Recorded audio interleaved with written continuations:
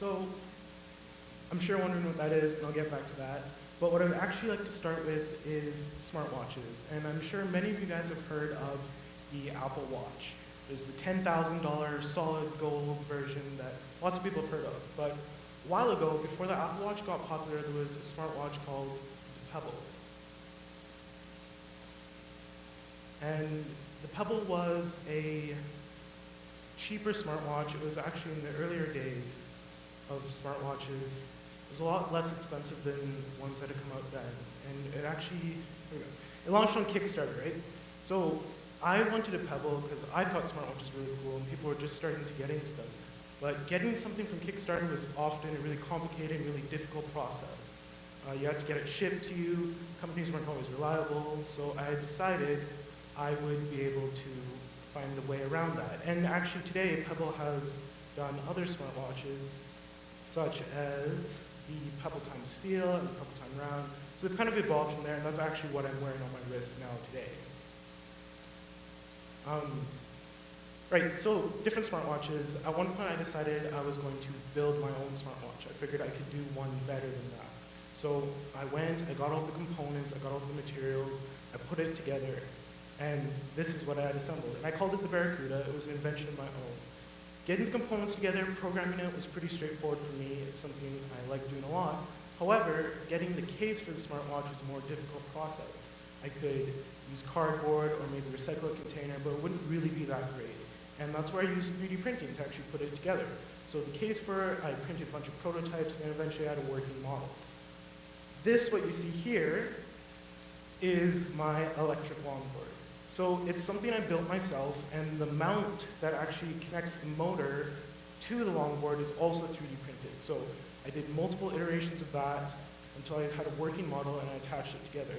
So both of these projects were, there were other ways I could have done it. For example, I could have cut a piece of metal and welded it to the trucks of the longboard.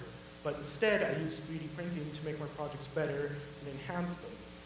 There were many, many, many failures when I was doing these. Both the cases for the smartwatch and the motor mounts for the motor, I went through 15 iterations before I had a functioning model. It was failure, failure, failure, failure, improve, failure, improve, failure, improve. So when we see something fail, when something doesn't work, when it breaks, we have to be able to see that as an opportunity to improve, learn from our mistakes, and move on. And maybe you're thinking, well, you know, 3D printing sounds cool, but I don't need to build an electric longboard. I don't need to build a smartwatch. That's not what I'm about. But maybe you're about music. Maybe you're about architecture. Maybe you like puzzles, or maybe you like biology, or maybe you like cosplay. Any of that stuff, 3D printing offers a new and different perspective on it, and it offers new ways to accomplish it. Maybe you can print something for a cosplay, architectural model. You can actually 3D print instruments themselves. Maybe you're an artist who models sculptures. You can scan your sculptures and 3D print and distribute miniatures. Or maybe you work in 3D modeling. You can print your 3D models. Maybe you like jewelry. You can actually print your jewelry. You can print prototypes of it, or you can actually print the jewelry itself. Maybe you're thinking to yourself, 3D printing sounds awesome, it's fantastic, but I don't have a couple $1,000s to drop on a 3D printer. The good news is, 3D printers that may have costed a couple $1,000s a couple years ago are now only costing a couple $100s. So these two printers you see here are actually both around the $500 range. And that's fantastic. Like, it used to be super expensive, and now they're a lot cheaper. There also exist services such as 3D hubs and shapeways where you can actually say, here's a model I want 3D printed, can you print it for me? So something like this T-Rex skull, instead of costing you a couple $100s for the printer, a few $100s for the plastic and stuff, you're only paying $10 to have someone print it for you. Other companies like Shapeways, their models are a bit more expensive, so that T-Rex skull might cost $50, but you can print it in literally any material. Ceramics, polymers, sterling silver if you wanted.